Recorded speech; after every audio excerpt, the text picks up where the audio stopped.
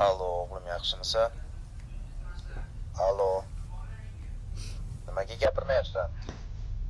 Yashashdan ham charchaysan ba'zan. O'qish niyatingiz bo'lsa, kontraktingizni to'lang. Charchaysan tiriklik tashvishlaridan. Pulingiz bo'lmasa hech kimsiz, tushundingiz?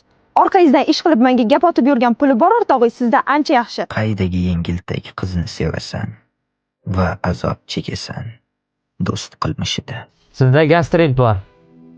Ro'za tutish umuman mumkin emas. Talabamisiz deyman.